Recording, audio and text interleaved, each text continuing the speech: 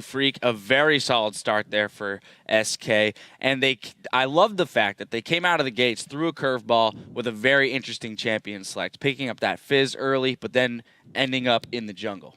Yeah, I love the Fizz jungle, and to be honest, we were discussing it a little earlier. I see it as sort of like a higher damage Elise, because Elise, late game, we all know, she's basically just a cocoon, while Fizz happens to have this massive AoE and a lot more damage that what Elise can bring, especially AoE, and he also has an invulnerability. Now, obviously a curveball picked early. We've seen multiple times Europe likes to pick Fizz early, so perhaps at least we thought that it was going to be a mid-Fizz pick. And it was AD high, like some sort of hybrid with the rune setup with W max Fizz that was able to just mow down Ryze and Zed with Mundo in the backlines, which was, it was really entertaining to watch. Yeah, it was very interesting, especially then to see it built in kind of an AD fashion. Dominate. In solo queue, have you, like in NA, have you run into anything like this? The jungle Fizz built that way? Like I've seen a jungle Fizz before, and like as soon as we saw jungle Fizz, Crumbzz and I were discussing to each other. It's like, all right, so after he gets his Spectral Wraith, do you think he's gonna go for Lich Bane or is he gonna go Frozen Fist? Like, what's his build path? And then he just like surprised us. He maxed W. He went Elder Lizard into Triforce. I've never seen anything like that before. It's really interesting, and that's like the first thing I want to try when I get back into solo queue. Yeah, definitely gonna have to pull that one out at some point. Well, let's now move into the game though, because SK actually played it very well. As Irene had said, they split up their damage threats pretty well. They had Tristana, they had Ori, and then they did have this damage threat from the jungle. So there wasn't necessarily one target that Gambit could pick out, and they chose to lane swap in order to allow that Fizz a bit of a double jungle to get through early without taking too much damage and things like that. So what do you guys feel about the level ones? They had that nice invade, but they did get seen by a ward. I think the SK went for a regular lane swap, but they did one crucial mistake, which was they did not protect the dragon, or at least you can go ahead, if you're lane swap, but you can afford a ward. Just place a ward and make sure you don't lose that early dragon, because if you give up that early dragon, and let's say Gambit would have played it a little bit better, and they would have snowballed, if the Zed gets ahead, there's no way. That team comp would not have been able to survive against a split pushing Zed that's far ahead. So they need to really make sure that they're not bleeding out the first dragon early. It's not a big deal, but you don't want to give any leads to a team comp that requires split pushing. But besides that, it was once Mundo got ahead, there's no coming back from them. Yeah, they had that late game. Even with the Ryze on the other side, you got Mundo, Triss soaking up all that damage. It's going to be hard to come back from that. I do want to jump into the game. We're going to go 18 minutes and 30 seconds in around the dragon. This one goes in favor of SK. Dominate, I'm going to let you walk us through it. As soon as we pull it up on the boards here it is. If you don't mind, like this is, I feel like, the first time that we really saw SK kind of pull ahead, because they had traded a few fights prior to this. Okay. So if we can roll the clip.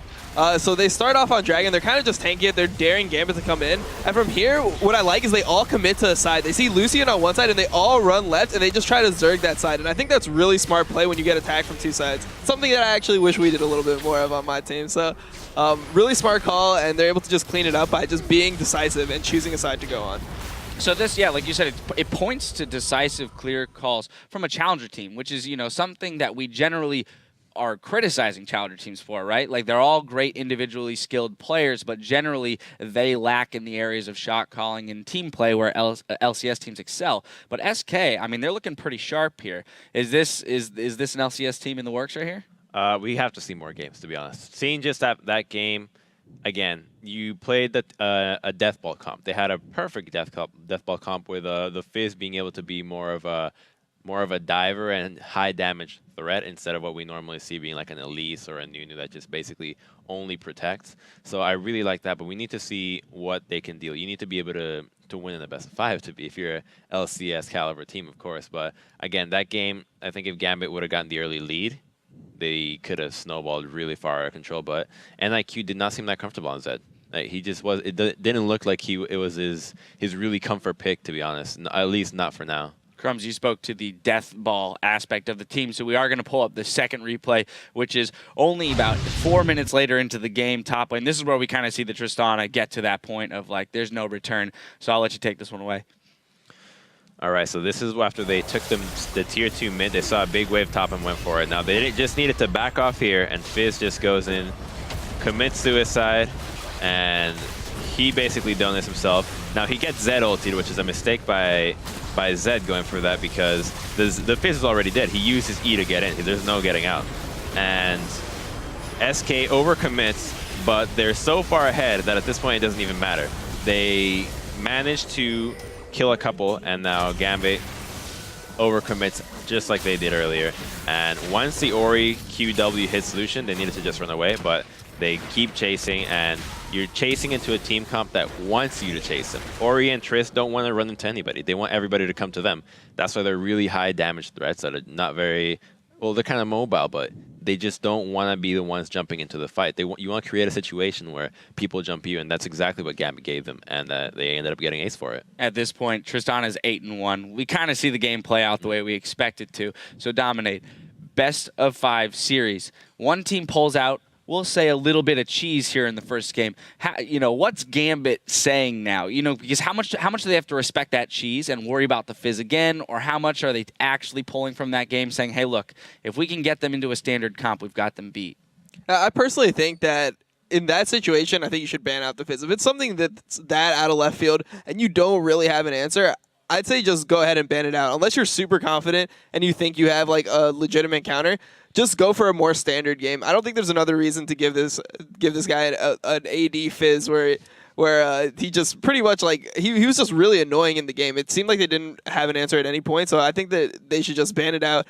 Go into the next game with just more standard junglers, maybe like put him on a Nunu, a Kha'Zix, a Rengar, just something that you're more familiar with. Right, yeah, they got rid of the Lee Sin, Nami, and Nid in their ban, so that does mean, though, that they're going to have to sacrifice one of those in order to get rid of the Fizz. So I would have to say that that's a pretty well played first game there for SK in terms of mind games. And Crumbzz, to that same effect, when you're in the best of 5s, how important are the mind games there? Oh, it's huge, because you basically, after playing a little bit of the game, you kind of get a feel for what the other team prioritizes, because you kind of want to show the same strategy over and over and over in the best of 5 and just wait till the other guy counters. They'd be like, okay, we played this comp the first game, we're going to play it the second game, let's see if you can beat it again. And if they can't, then you just basically play the same thing 3 games in a row and you win.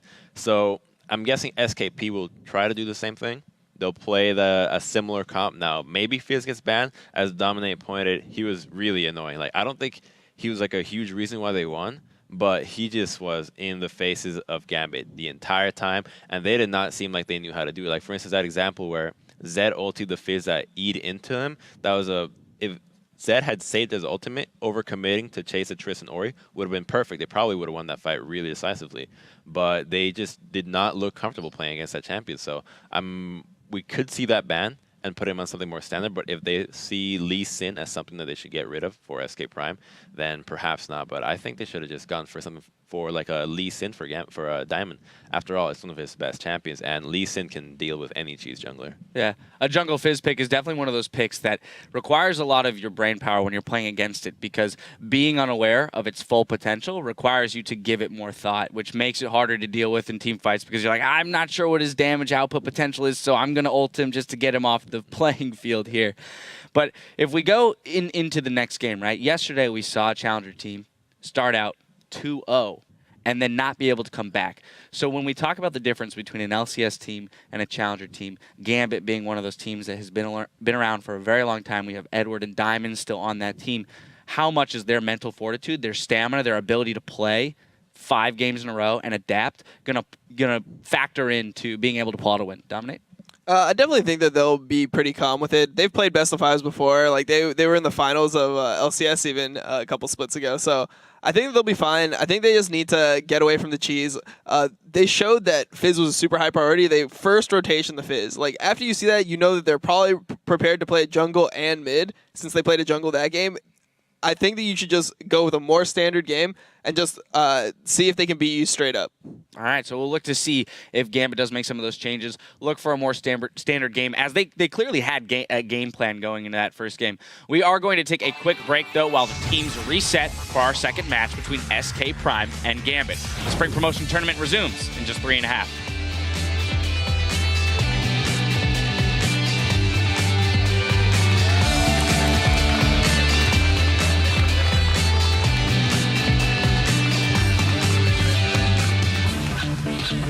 There's a death mark there as well. More fight coming in there. This could be risky for Nick. He predicts the jump back with the shockwave. First blood comes into Red Club. Kickus. Fizz going in hard. Has to walk away from Kuban. Can they win the fight anyway? Edward will go down. 1-for-1 so far. Nick on the retreat. Watch the Fox pops. The zone is to stay alive. And this is Z's just killing everybody. They are trying, and in comes Edward hooked in. Shark comes out as well. They try to kite back that Baron help, and they do. Kickus gets his third kill. Spitting down the front. Oh, Kickus will go down, but they trade one back, and in goes the kill onto Prison all the same. They pick up Nick as well. 3 kills. That's going to be 4 with Kuban. Only Kickus now chasing onto Edward. Double kill for the jungle. Fizz